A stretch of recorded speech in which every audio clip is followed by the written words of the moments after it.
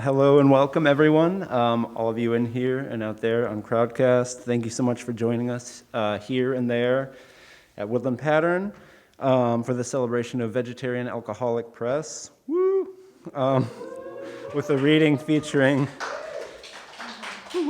Mikey Swanberg, who will zoom in and be on the screen here. Kelsey Marie Harris, Gina Tron, and Travis Tate, and organized by poet and publisher Freddy La Force. Freddy, thank you. I'd like to begin with a land acknowledgement and say that we acknowledge that in Milwaukee, we live and work on traditional Potawatomi, Ho-Chunk, and Menominee homelands along the southwest shores of Michigami, part of North America's largest system of freshwater lakes, where the Milwaukee, Menominee, and Kinnickinnic rivers meet, and the people of Wisconsin's sovereign Anishinaabe, Ho-Chunk, Menominee, Oneida, and Mohican nations remain present. We further acknowledge the grave evil colonialism introduced to these lands through genocide as well as slavery, but also via racist and xenophobic beliefs, laws, and practices that continue to inflict harm upon Black, Brown, and Indigenous lives. We honor those who have lived and do live now at these intersections of identity and experience and are committed to the active dismantling of white supremacy. Once again, thank you so much for joining us. This is the first event. I'm really excited for this to be the first event in a series, Small Press Appreciation, which will be an ongoing series, maybe one or two times a year perhaps, celebrating small press culture and the groundbreaking role independent publishers play in making space for new writers and literatures. And it couldn't be more exciting, to kick things off with Vegetarian Alcoholic Press, both because, of course, based here in Milwaukee, but also has been, we have formed quite a relationship over the years, and grateful to Freddie for always thinking of us for programs, of course, books and the like. Many thanks to Mikey, Kelsey, Gina, and Travis for reading, to Freddie for organizing all of this, and for making Vegetarian Alcoholic Press a thing, and continuing to make it a thing. We do have books for sale by everyone who's reading this evening. Those are at the front desk. If you're here, you can visit Peter, and he will kindly sell you copies of those books. If you're out there, you can visit us at woodlandpatternbookcenter.com, or just come in sometime too if you're nearby, but you just wanted to be warm at home tonight in your sweatpants, which I understand. So this will be our last hybrid event for the year, which, what a note to end on. So this is fantastic. So the last one we'll be hosting here on site. We do have a couple of virtual events in December that I hope you might consider joining us for. A cinema curatorial duo of Janelle Vanderkellen and Takahiro Suzuki, who've been curating film and video screenings here for, 6 years now. We'll have another screening this coming month, or next month in December. The screening, all the videos will be available online throughout the entire month.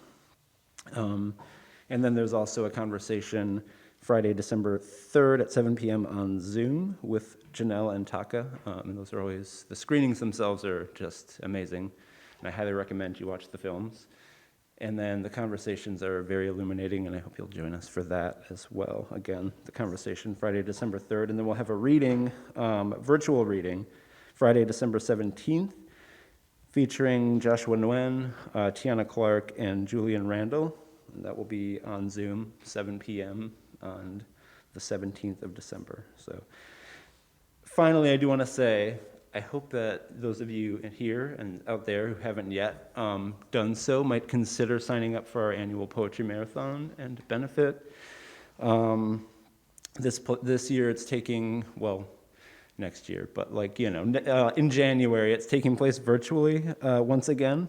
And we'll feature hundreds of readings, musical performances, film and video works, multimedia pieces, a variety of media that will be broadcast over 2 days on the 29th and 30th of January, 12 hours each day, packed. You can watch it on Crowdcast, talk to each other in the chat. It's really a wonderful way to gather a whole bunch of humans doing amazing things. And so I hope you might consider taking part and being part of that now 28-year-old community gathering that once happened here and may again someday, but for now, we'll hope to see you online. Okay. Thanks for bearing with those notes. And I will say that anyone who's presenting, reading, please feel free, of course, when you're up here to take off your mask. I appreciate everyone else in the room remaining masked while you're here. Thank you so much for helping us keep these events and this space safe and comfortable. Okay, enough of that. It's my great pleasure now. I'm going to turn things over to Freddie, who organized this evening's reading for, what's it been, more than half a decade now. Freddie's been publishing some fantastic books of poetry, and we've been fortunate to carry Vegetarian Alcoholic Press titles here from the earliest days, including the hand-bound volumes. Really fortunate for that, and fortunate that over the years we've been able to call Freddie a friend, and the Vegetarian Alcoholic Catalog is home to some truly adventurous and moving poetry, which is well worth celebrating for that reason alone, but also the way in which Freddie has built community, care, and friendship through poetry and small press publishing is dear to our heart and is central also to what we're trying to do here. So it means a lot for this to be the first in this series and to be able to celebrate Vegetarian Alcoholic Press. So with that, welcome, and thank you so much, Freddie. Yay.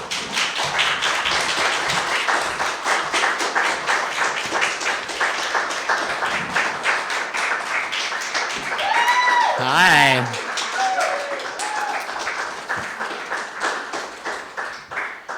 And thanks in turn to Woodland Pattern. You probably know if you're here or watching, but this is a great place for the community. They do a lot more than just sell books.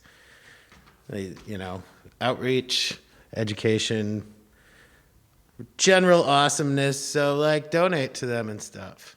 There's a box in the back. There's probably a link online. It's a good place. They're good people.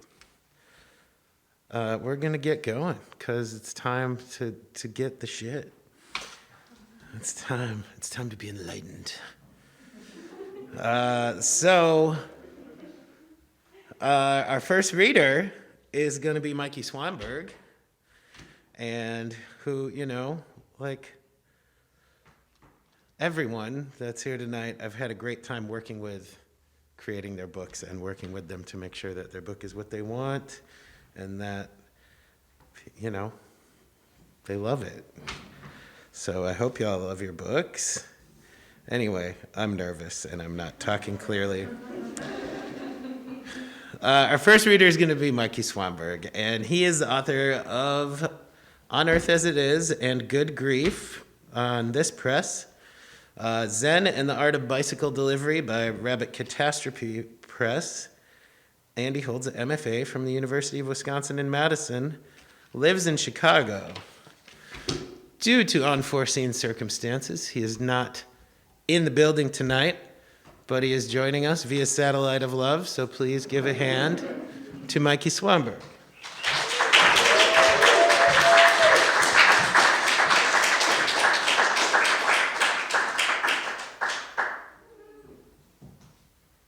Can y'all see and hear me?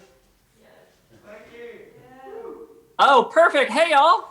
All right, great. I just want to say first, thank you to Woodland Pattern for hosting and for being the best poetry bookstore in the country. If you haven't been in there, you have to go. It's unbelievable. They have everything new and then lots of really old, embarrassing chapbooks from obscure presses that are not Wisconsin-based that you can find in there. And I'll echo what Mike said. The Poetry Marathon is just an unbelievable event. And even remote stayed and is fantastic. I want to also thank Freddie and Vegetarian Alcoholic Press. They just put out a second book, but long before I was on the press, I was a subscriber to the press. They offer memberships where you can join. I joined for 6 months, and Freddie sent me 10 or 11 books in that time. So if you're looking for something for your poetry-loving friends or enemies, look into that, because I found some of the readers tonight, I was first introduced to their work as a subscriber to the press long before I'd worked up the courage to send anything to Freddie directly. And also thanks Kelsey, Gina, and Travis. I'm so sorry I can't be there with you, but I love all your work so much, and I can't wait to listen to you read. Anyone who's read any of my work will know that the poems are extremely short, and I'll have trouble filling my time. So I'm going to read just 2 poems that aren't in the book before I read some poems from the book. The first poem I'm going to read is A Century, which is a created form that I made up with my friend and collaborator, Robin Rahia. And Century is a 100-line poem broken into 2-line stanzas. But don't worry, the lines are really short. Okay, great. Mountaintop Century. All week I was a little weenie, shrugging through chores, keeping my feet dirty in bed, the sheets coiling like a snake up my naked legs. What did I come here for anyway? To drink too many beers and eat the same extra toasty Cheez-It I can eat at home? Maybe I've seen all the world has to offer. Each new bug does seem a lot like the last, and all the nipples and asses move past like a fog, with me, a dirty dog, romping through it, hoping to hear my name called out by the one I love. But the one I love was being a bummer. And so I came up here to sit and get sick of myself, of my little voice, my littler deaths, sick of reaching for meaning, for muffins, for magic shell to pour over my ice cream.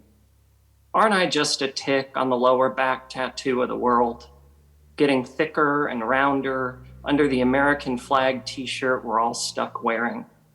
And the docks are still in the lake, though the lake is low. The ranger says, "This is the worst I've ever seen the smoke." But she said that last year. And each day it clears enough for awe to hook a finger into our waistband and pull us back to where we start. So yep, I did see an eagle swoop down and pull a fish right out of the river while I was floating by, with Ken and Ginger enjoying being happy and phoneless, getting a little roasted through a Sunday's haze.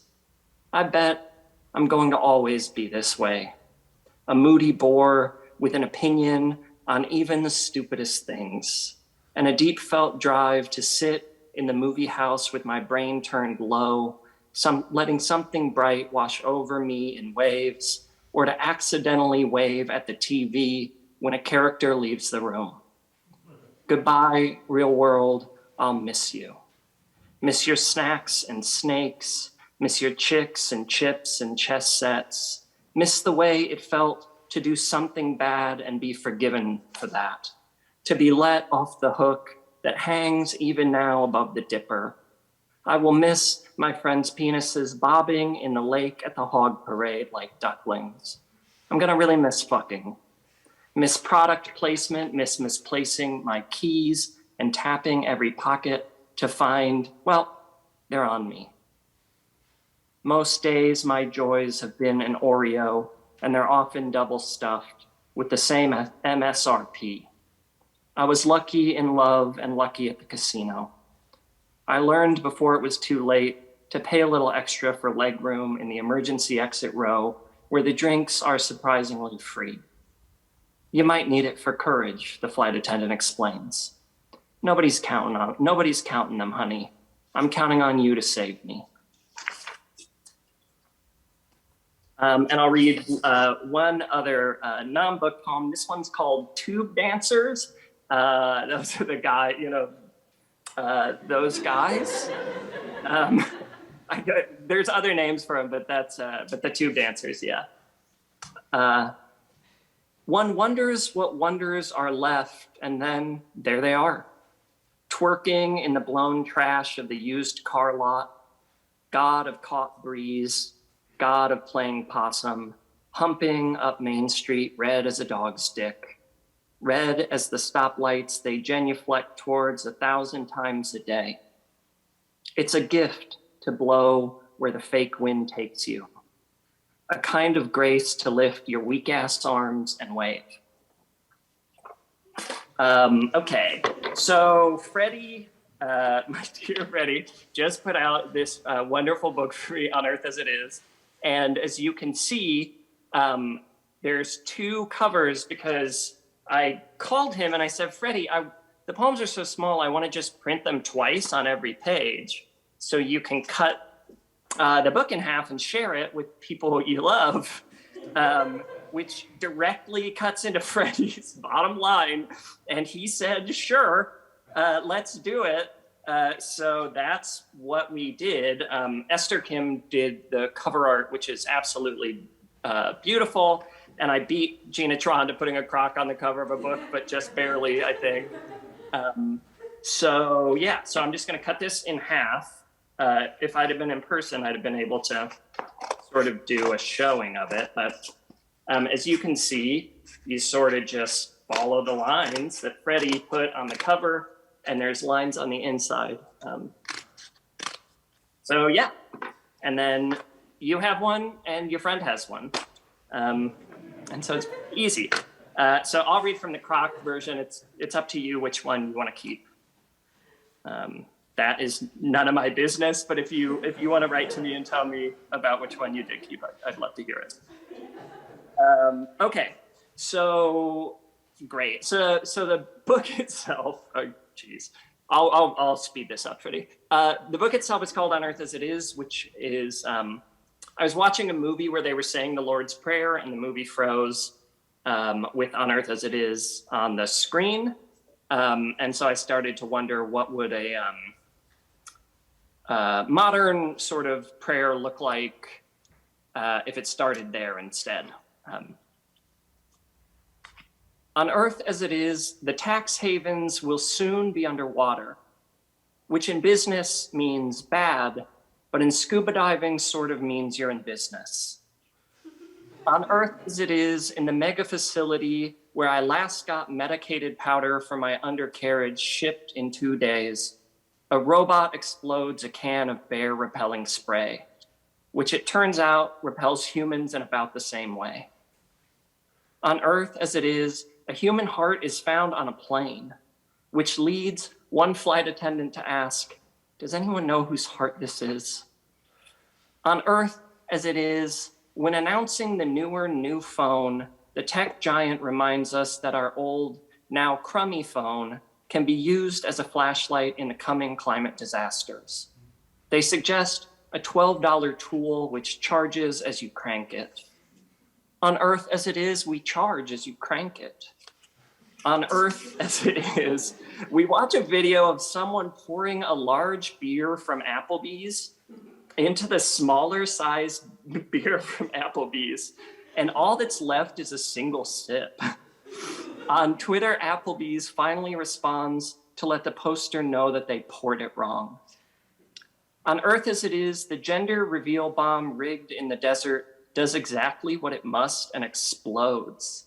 The damage, all told, is 182 square kilometers burned, 8 million in losses to announce the arrival of another boy. Skipping that one. You buy the book and you can read that one. On Earth as it is, we sometimes kiss like we never came out of the sea. We see one another clearly and refuse to close even the smallest seam. On Earth as it is, we play a game where we are ruthless train magnates, a few miles from the church named after ruthless train magnates. On Earth as it is, in the disaster movie we are watching from our faux leather reclining AMC Stubbs Premiere A-list seats, the animals look up from the lake's edge and are the first to flee, which reminds us we haven't heard birds in a week.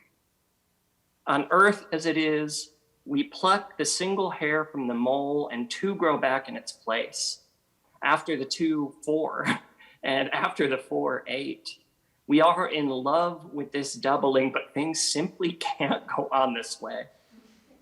On Earth as it is, we learn technically that Crocs are edible, but that the team at Crocs does not suggest you eat them. On another site, a one-line post says, boil them first. On Earth as it is, I take a short walk to get coffee and to feel the sun on my big body. There is no life waiting beyond this one loves. No chores more important than keeping kind no matter what. On Earth as it is, the Marine Corps sniper is accidentally a poet when he tells the young snipers not to worry about being the bushes and to instead become the space between the bushes. On Earth as it is, sucks. On Earth as it is, we remind a coworker not to honeymoon on the beaches near the scene of an active genocide.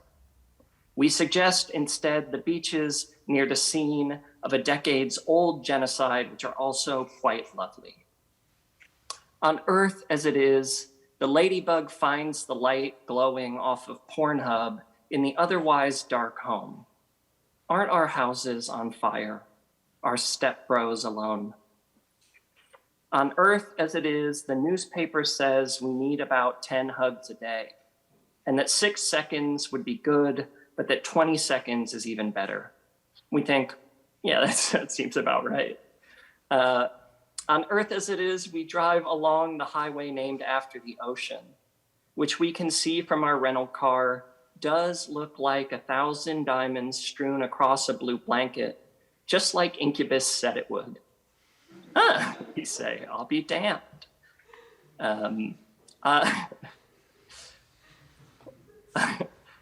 Earth, well, this was a Halloween one, so I just missed it. On Earth as it is, in the Amazon, we learn first that the fish are singing, and then that these songs are a type of fighting. On Amazon, I order glow-in-the-dark Dracula fangs because it's that time of year again.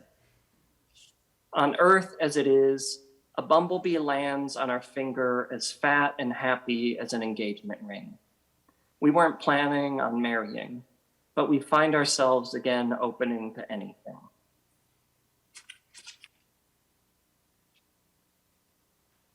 On Earth as it is, some of the things I like best about myself I bought. My boots, my bright red coat, but other things, like tying a cherry stem into a knot with my tongue, I learned the old-fashioned way, by getting used to looking dumb. On Earth as it is, the hot young novelist explains that they do not believe in the individual, which we read while eating an individually wrapped piece of Laffy Taffy.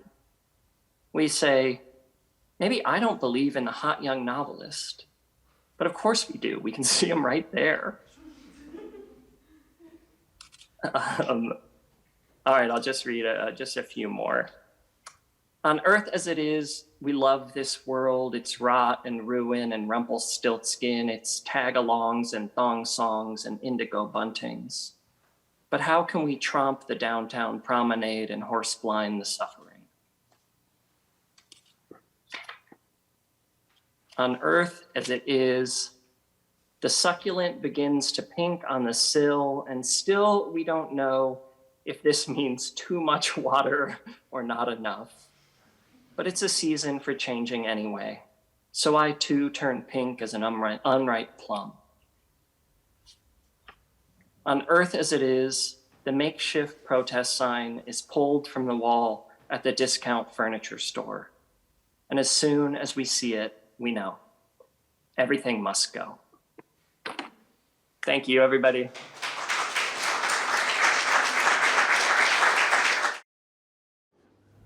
All right, how about Mikey, huh? That was sweet.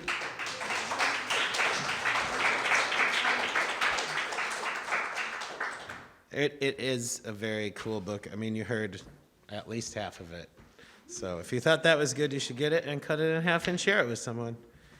We're going to keep going because we got more people to show you their beautiful word art. Our next reader will be Kelsey Marie Harris. And Kelsey is a gardener, an artist, poet, and pessimist in no particular order. She has 2 chapbooks with VA called The Jolly Queef and Bury Your Horses, as well as a full-length book called Spit Verb in My Mouth. She also made her own chapbook called Sex Wound, and it's delightful. Kelsey is a Bonk volunteer, an editor for Really Serious Literature, also Racine, Wisconsin's 2020 writer-in-residence. Her poetry is fueled by anxiety, self-loathing, and chronic overthinking. She's been published in The Rust Mill, Horror, Sleaze Trash, Forklift Ohio, Dreginald, Screenshot Lit, and Pangyrus. But really, she's a lot of fun and going to share some awesome poems with you right now. Please welcome Kelsey Marie Harris.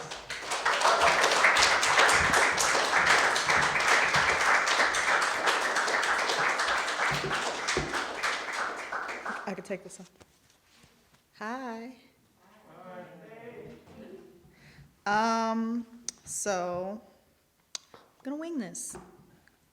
So I think I'm gonna read some stuff out of Spit first, and then probably some things out of Bury Your Horses, and then a couple of new things.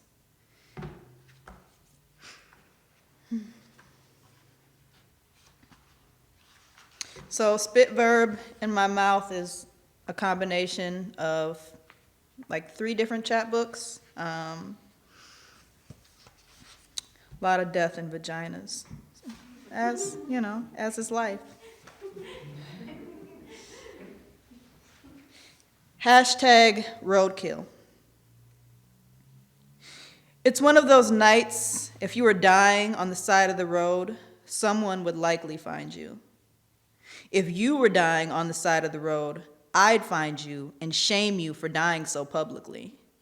Dying out in the open on a night like this, as if nothing is sacred anymore. I die under the porch, or in the drawer, or under a rock the way death is intended. I die off the grid.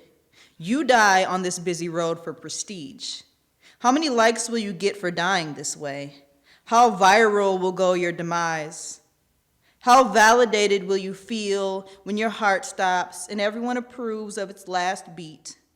I'm looking down on you from my secret dying tree, trolling you as if my death is more authentic, as if dead isn't dead. Feet are just weird leg hands. More often than not, life is a hard dick, and we are not consenting vaginas. Sometimes life is like a man you don't want to be left in a room alone with. Life will show you its ball sack when you're walking through the park. Life ejaculates in your soup and teabags your coffee. Seasonal repression. I crawled out from under my rock expecting warm weather. It's still raining. The more I'm around people, the lonelier I realize I am. I'm meditating. An elephant's foot is pressed against my chest. To focus on breathing is labor. To focus on my heartbeat is terrifying. I'm almost sure I could burst it if I try.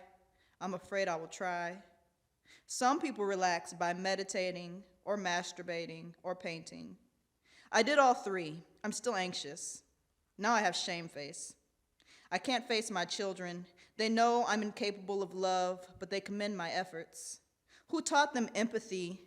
How do they know tolerance when their mother is a pet rock with a painted face? A kindness rock. Nice quotes on small, cold slabs. Perpetually meaningless in all ways except intention, the most worthless noun.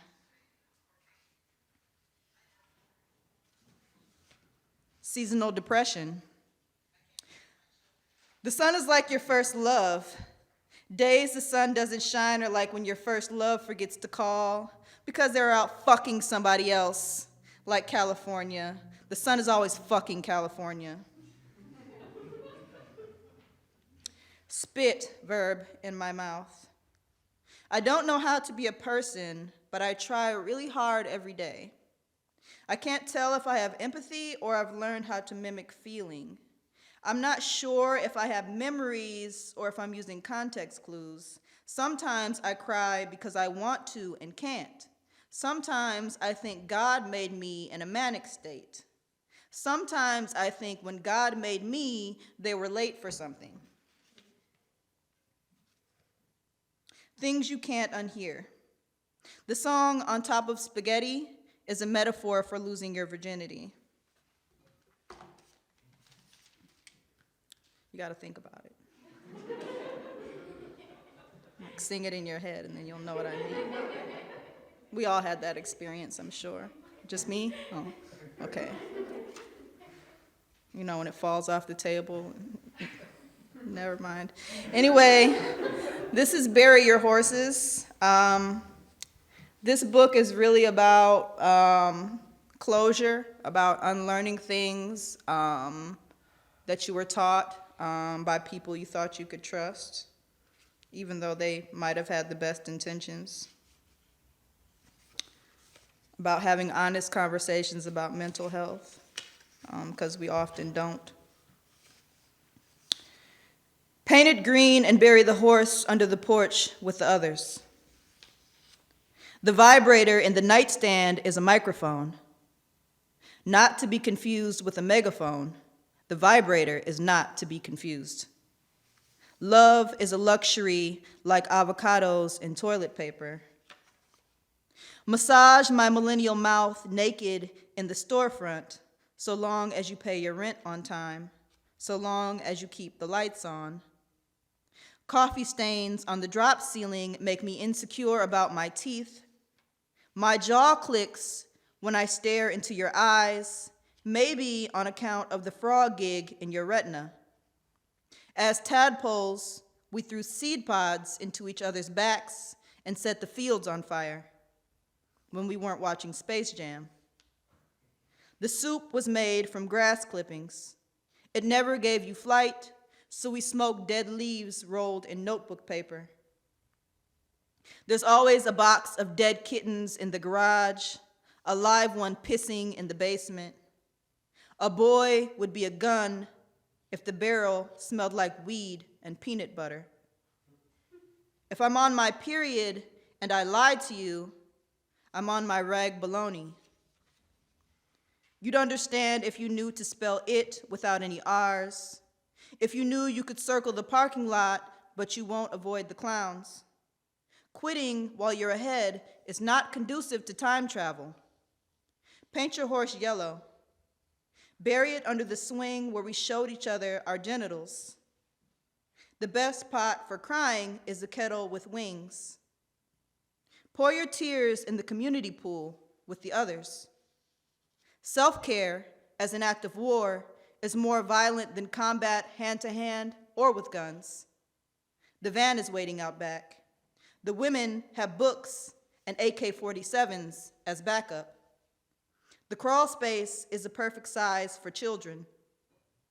The dirt in my nails is my attempt at escaping.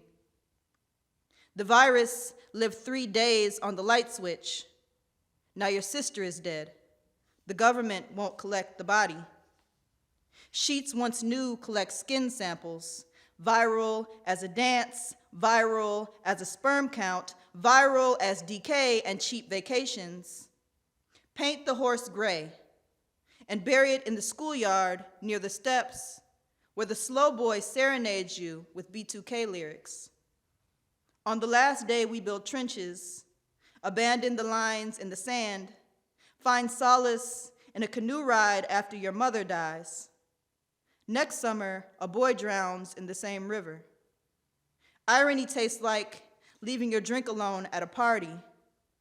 Now you carry a basketball in a paper bag, ask for change outside the laundromat, cradle a baby doll on the city bus.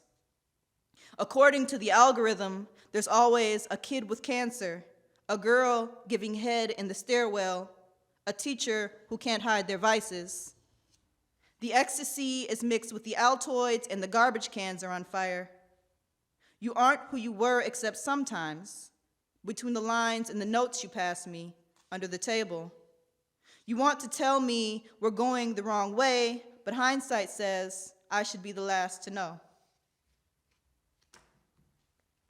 And then I got a couple of new things. I'm co-authoring a book with my good friend Nick Dembski, and so we kind of been adding things randomly to this Google Doc. So I'll read a couple of those, and then I'll get out of the way.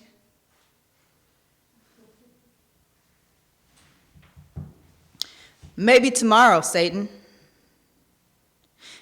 The morning began with the feeling it would be a good day to end it all, and ended with, it would have been. This is becoming a mantra. My motivation is flushable at best. I can't even bother dying. The peaches are in the toilet, the evacuate is in the crisper, but my screen time is down 30% from last week, so I celebrate with a wad of brownie batter. It looks like shit. My toddler reaches down the back of his pull-up. He pulls out a wad of brownie batter, but the package says, safe to eat, and I know this is his way of communicating. For what it's worth, he's doing it better than me. Not killing yourself on a shared document. I think of a suicide pact as a correspondence between two people. A suicide pact is a prayer chain. Sirens drilled by while I watch my children play in the park, and I know that only means someone is dead or hurt enough to wish they were. I watched my children knowing they will die someday, and their death might be accompanied by sirens. I hope and pray I'm not around to hear them. I hope I go first. I don't pray often, but more, I'm sure, than people expect of me. Smoke signal. I don't know if this is ice or glass I'm chewing. I've lost my sense of smell. My mouth is bleeding, but isn't it always? I would plant you a garden, but I'm still frozen from winter. My ground can't be worked. That's why God made perennials. The purple flowers grew back first, then the white, followed by plastic grocery bags and backwoods wrappers. Mother duck laid her eggs in the prison yard. I heard there's a guy you can call to save them. He will take them to the lake. I wonder if he'd take me, too. And I've got one more for you.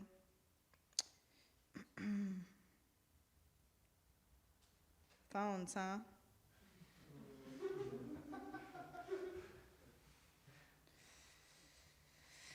I don't know the first thing about drugs or Jesus.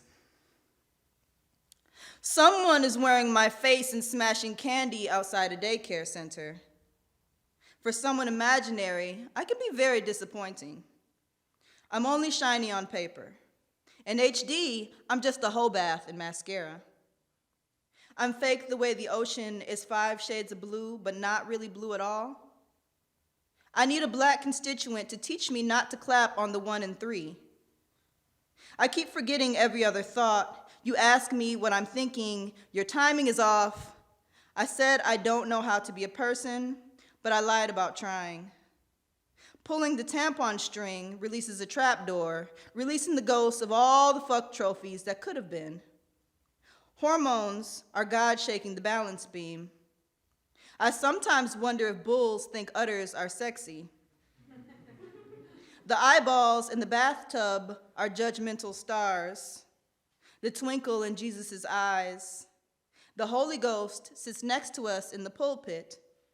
He finds it funny when we catch the Spirit.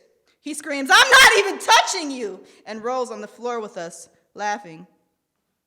Don't we all wish to be incredible until a giant hand reaches down from the sky and pokes all the shiny ones? The human condition is a 24-hour dumpster fire marathon with a break in between for scripted nature documentaries. I don't want to kill myself. I just don't want to wake up. There's a difference. Thank you, guys.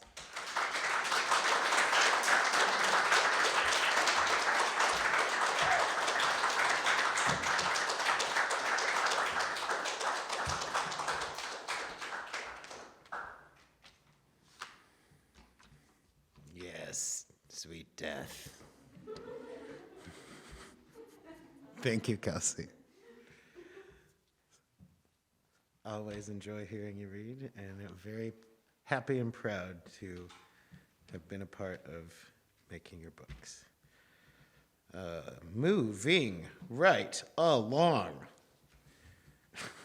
We have another reader. Can you believe it? Who do you think it is? It's Gina Tron. I'm told here on this piece of paper that I copy and pasted off the webpage for this reading that Gina Tron is the author of 6 books. Her debut collection of poetry, Star 67, was published in 2020 with this guy, followed by a second, Employment, this year. Her poems have been published in Green Mountains Review, Entropy, which is going bye-bye, sorry. Good to have you guys. Tupelo Press, and Meow Meow Pow Pow. As a journalist, she's contributed to publications including The Washington Post, Vice, Daily Beast, and Politico.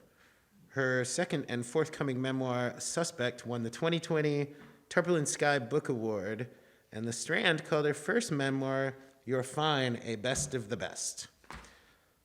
Also, we just met last night, and it was really fun. Please welcome a very rad writer named Gina Trump.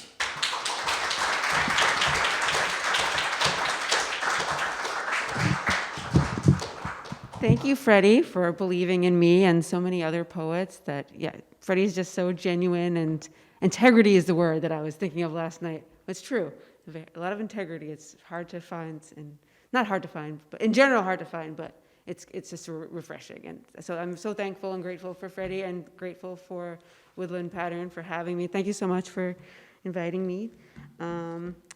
I'll read from Employment first. So this is basically a book about all the different jobs I've had, and basically it's kind of like commentary on work and how wonderful it is. So this one's called, actually I'm going to start with this one. This one's called Side Note. I've been working since 6 a.m. and my boyfriend is sleeping. At 11, he's sleeping. His phone keeps ringing. It's his job. Honey, it's X calling. I'm his receptionist every morning. The days his phone is on, he answers, says, yes, I'm doing X and X. I'm working from home, but I'm just finishing up. Goodbye. He rolls over and goes back to sleep. 3 hours later, he's home again playing EverQuest. He is promoted. I am degraded. I am sleeping with my coworker. He loves my work. Wow, they really criticize your work more than mine or any other guy, he points out. I would not point this out because I know I'll get pointed at. Later, I break up with him for, I just realized I have this on. Later, I break up with him for unrelated reasons. One boy, 4,229 cups. I try to stay his friend or even fuck friend, but he says it's either girlfriend or dead to him, and that's how he became they too. Now he also hates my work. Obviously, he can send emails without exclamation points. I cannot. Exclamation point, exclamation point, exclamation point. He can end conversations without, thank you so much, or fix situations without, ooh, I'm sorry, my bad. I get reprimanded for a bad attitude if I try to exude a professional attitude, a confident altitude, like the men told me to. Act like a boss. If you're male, you'll be treated like a boss. Act like a boss. If you're not, you'll be treated like a woman. Remember, exclamation points lessen the balls you blow, boss, when trying to get your point across. A boss in the boardroom, but a baby in the bedroom, and a baby in the kitchen, and a baby in the living room, and a baby when there are boobs around. I am weak, he says, yet I need to be the boss. I need to. I just have to. But for you, I am just helpless. Dote on them at home like their mommy does, who they don't even call on Mother's Day. Don't forget to call your mom, the receptionists say. Babies forever who can't cook an egg or tie their own shoelaces, but can destroy the lives of 10 people if they so wish. Bosses that flood the boardroom, the control room, the newsroom, all sorts of rooms. This poem is called Stockbroker. It's either take 3 buses or ride home in my coworker's Porsche.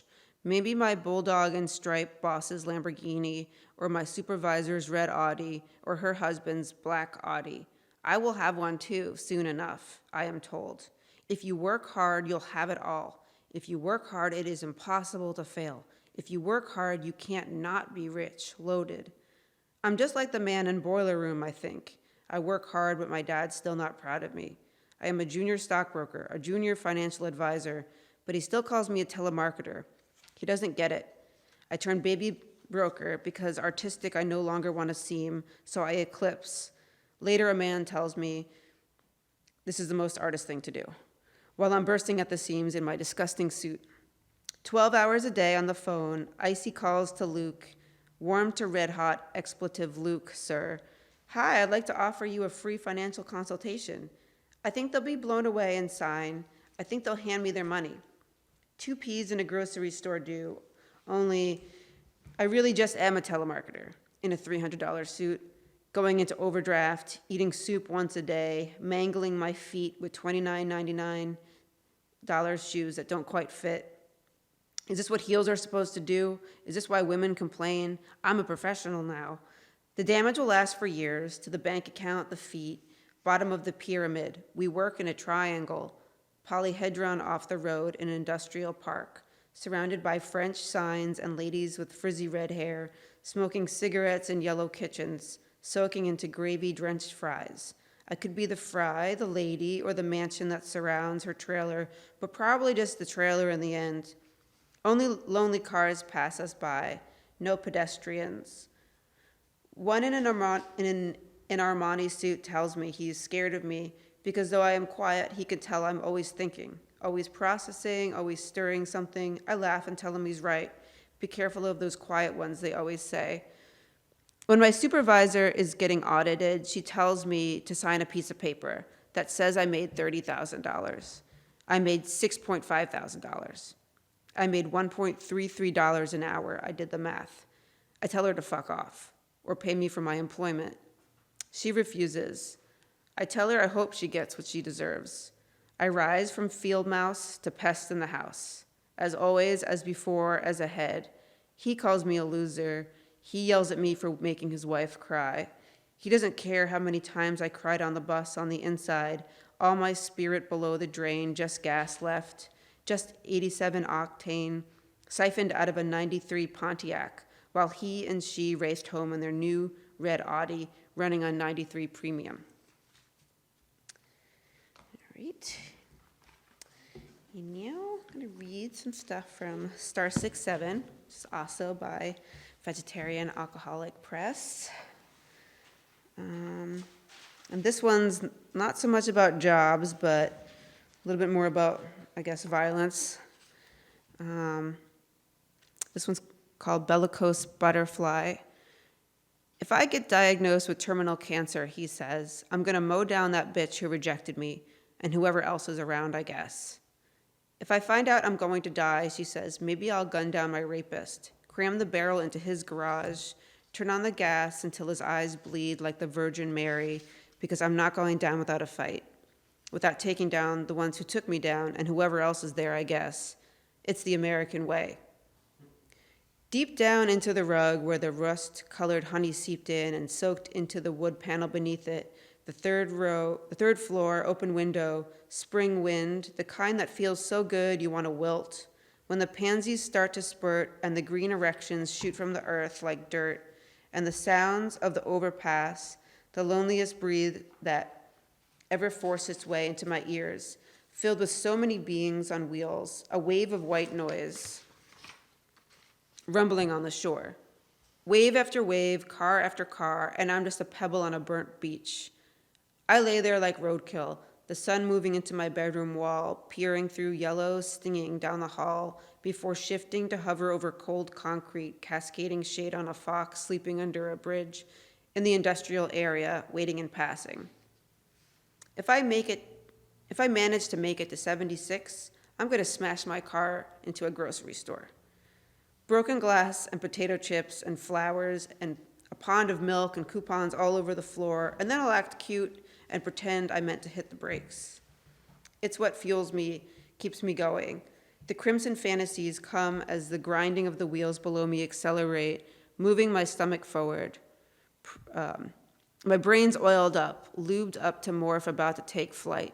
I hope the fertilizer drenched in iron and iron-flavored water helps my lilacs erupt, blooming on the windowsill across from an overpass with cars as bright as butterflies. So I'm going to take a break from this real quick and move to some newer poems that hopefully boot right up. Here we go. This one's called First Kiss. Goodwill hunting, film reel, slipping, matching our heartbeats, first kiss hunting. Through quivering sophomoric lips, stale cigarettes slither from a freshman's fresh smoke show on a strand wrapped around our tongues. A row over, the other half of my necklace, months before our sweet 16, had her first with a hunter who beamed out of a computer screen. At her beckoning, 26 and not his first. Tongues turn slug, soft and slurping. Robin Williams' voice lecturing. I see a cocky, scared, shitless kid, but you're a genius. Multiple tongues mashing, exterior shots of a school, armrest disruption, arm goes numb, concern for comrade on competing timelines with wrong timing. Because you saw a fucking painting of mine, you ripped my fucking life apart, end quote. Smoked hair, sucked in throat. This is my first kiss, etched in the golden scrapbook in the shelves of my brain. This one's called Deflowering. On a bed, get it over with. I no longer wish to be dormant. So I lay like a doormat while a 26-year-old explored my teen body. I tried to explain it was my first time as he wrangled me atop navy sheets, deftones bouncing off plaid, his face melding, fingers pushing through untrimmed garden. He could not understand my accent. He asked for a threesome with my friend a few days later. So many firsts, but familiar pangs of pain. And we'll go back from my teenage sexual experiences to something else. Let's see.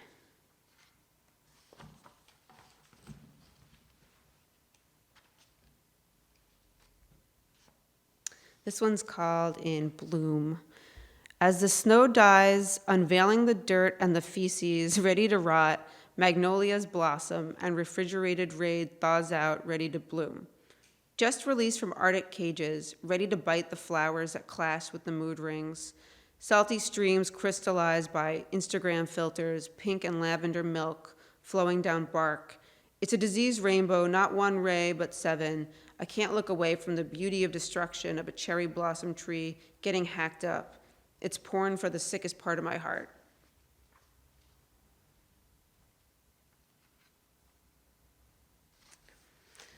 Class exercise. Dragged down from the lockers under the unclick, breathe, click, all their paws grabbing at the flesh of my cheek, wrapped in bubblegum pink bum athletic, illuminated by sun, reeking of ketchup on the same floor. I sat alone on the bleachers in the dark 3 days before. Not to be engraved on binders, I'm the wad of gum under the desk. And maybe I'll read one more from this one. Deli worker. I take orders in a green polo. Its collar reeks of French fries. I churn fresh mayo into the crusty, sun-cooked cream. If he isn't around, I warn my classmates, even those in varsity jackets, to steer clear of the condiment. They nod, bloodshot eyes get it. Fetching paper plates from the hornet-ridden trailer, admiring ants peppered in wet pizza dough, scrubbing the toilet, watching a swarm of baby blue collar bees come and scrub and get yelled at by him. Sting, then fly out to the bushes nearby. I only eat the poutine and Philly cheese in my break. They hatch from safe freezer bags and are made by a lady in a hairnet who is always yelling at me. Like he who calls my makeup weird, he who calls me a raccoon, a freak, and yet I can only sulk, sometimes smile, sometimes even giggle with a shake of grimace. My boss, my master, I think he wants to tie me down to assert his dominance, and to fuck me maybe and not tell anybody. I am jailbait, he jokes. staring at my tight black bell bottoms with butterflies hovering the bells as I lean over to wipe down a table, a spillage of pepper with a white, wet rag before he orders me to leave. He looks the same as the man my friend babysits for. Both look like ministers, kind of, with glasses and brown hair. They merge as one dark memory, a bully in the sun and a boyfriend in the shade. An inch of a boyfriend, anyway. I like her because she makes jokes with me. 1 month in, gray-haired and line-faced, she reminds me of a grizzled Sarah Connor of New Mexico. Maybe she lived there once. Her son was in my class, and when I first saw him, he was to me what a teen just is. Cool, like Bart Simpson mixed with the Beastie Boys. She who butters sandwiches with sun-baked mayo, who tells me, I don't believe what they say about you. Neither does my son. Her son ends it all with a belt not much later in life. Beyond the Budweiser Clydesdale figurine, beyond the NASCAR bees on the corner screen, I stare at a lonely tree in the window, blowing slowly in the oven air, by the roadside, rockside, lives pass in the night, through cemetery stones, green mountains in the shade at home. Hours pass in darkness, watching palm trees swaying from the oven in my bedroom, changing channels to find them, searching for lives I want to enter, possess and wait, driving past pine trees where I want to be, anywhere but here. Thank you.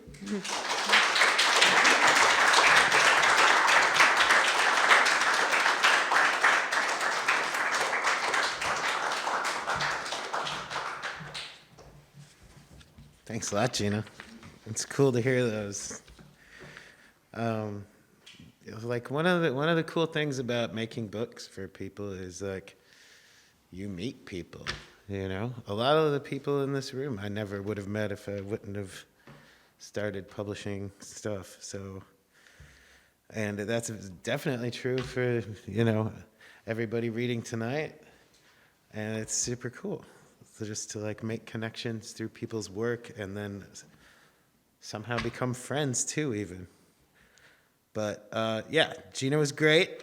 We have one more reader.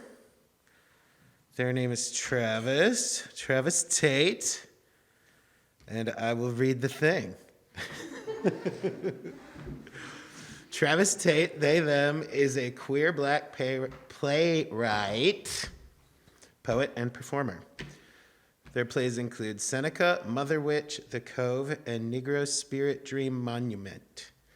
They are currently a resident playwright of Theater East Writers' Room and were a 2020-21 resident playwright with Liberation Theater Company. Their poetry has appeared in Borderlands, Texas Poetry Review, Underblong, Apartment, Cosmonaut Avenue, and other journals. Maiden, their debut poetry collection, is out on Vegetarian Alcoholic Press. Weird name. They earned an MFA from Missioner Center for Writers at UT, and you can find more at travisltate.com. Please give a hand to Travis.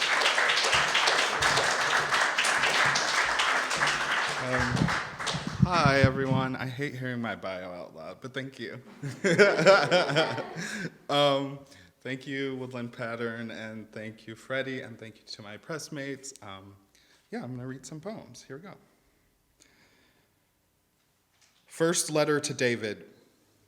David, some people have bad tattoos, below the ankle, round of the cheek, something about permanence. The body must be reckoned with, sharp shoulders. At 18, I told you this, I got my first tattoo, snake with skull, villain from my favorite childhood book. Scars, David, are small reminders, like the wrist is for the arm and hand.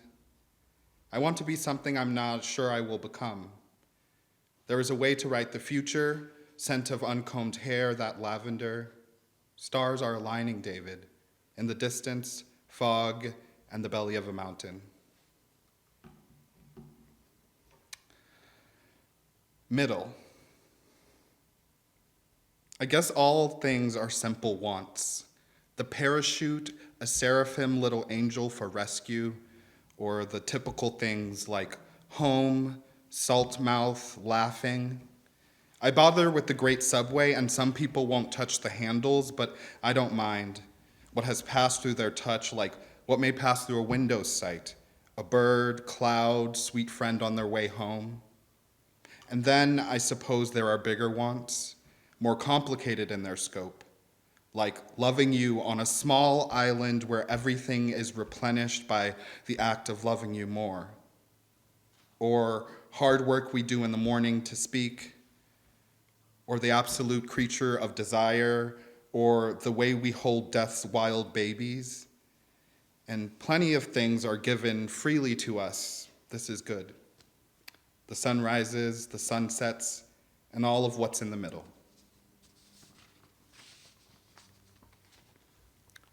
Forest. There is something magnificent about the sky, a mouth, a well. Then, of course, there is the ground, a willing darkness where we lay bodies down, then imagine them playful in the sky. There are little prayers for this too. Memoriam, heartfelt memories on a loop, and flowers growing from organic matter. And then, in between, there is a forest, where there is an abundance of reaching across what seems like nothing, but is branches and thorns and columns of light towards a grateful ending.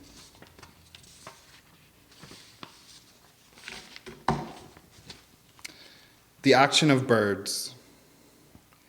There is a weak sense of escape in all this, potential resting its hand on my thigh, where likely I am giggling like a small child, my hair tightly curled, soft skin. There is a mission. I'm talking really elemental that brings you here. I can't help it, and if I could, I wouldn't stop the action of the birds, ripe with wings, their ancient calls mimicking the bells the gods rang, signaling to each other of their first triumphs. I'm deep within the chasm, licking my own arm. The dark only lingers, never stays anymore. I wait for departure. That's all we can do. You in front of a mirror looking back and into the future. Forward to ameliorate the perfume of your life, of my life, of the birds hanging silently and black, watching where we'll end up.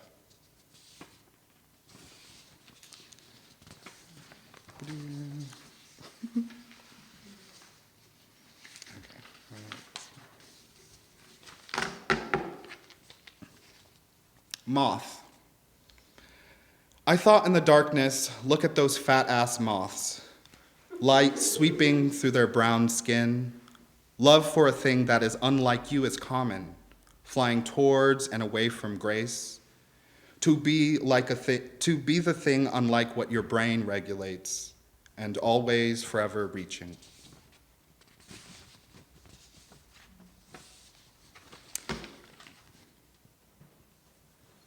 Count the wolves. Count the wolves. Your mother warns you each evening in a polite way. She calls you baby, won't let you be damaged by what claws at your ankles, but she ignores wildly. Count the wolves and their bloody teeth, though they give you strength. It amounts to nothing in the rabbit's deep-set black eyes.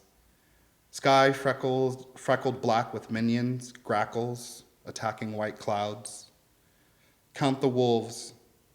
What are they doing here? Mother says everywhere. Climb back to the street you were born on, the top of, crease where two hilled streets meet. This is where they wait for you. Teeth, sharp, bearing meat. Don't be afraid. Count the wolves, then dismiss them.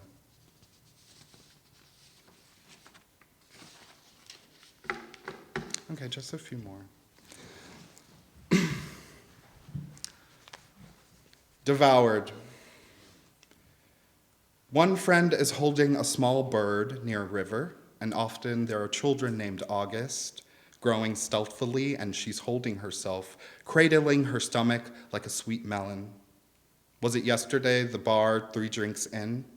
She laughs at me when I say something improbable, and not only that, she's engaging with what it means to look forward, like a challenge. Some gods whispering in the evening like fireworks. Oh, look, she loves me, brings me a fruit smoothie, loves me in the day, both sweating on a hill somewhere in the green park lined with cedar trees. Oh, look, margaritas. In college, Together, she makes us tea, and I was always surprised at how fast she'd drink the scalding hot water in the dark night, pressing air to our cool lips. I wonder how a person could stand to do such a thing. But if you love something, it must be devoured. And this is the last one. War. Gladiator fallen, light gathering in the palm of trees. I'm sullen, silk soft to the touch, but my feet are so rough from trailing this wicked pavement of life. I have to admit, I don't know the form. There is a flower, there are stones, constantly made and remade. Is it too much to wish for something with words? I mention war, I mean fighting off this ink in the ribs, axed, metal, patience, still wool, computer screen. There is a candle lit in a room I am not in, desperate for air. One delicate feature of life oft locked away from memory, the little moments that breach the half-dawning room, where we are tender to ourselves, where war has been fought and left the ruins where they need be. I have been there, and oh Lord, I don't want to go back. Thanks.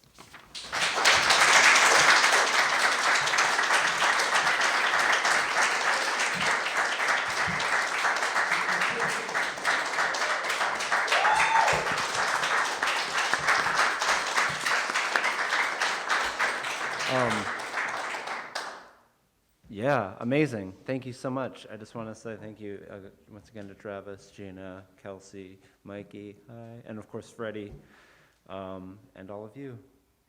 Have a wonderful night. Bye.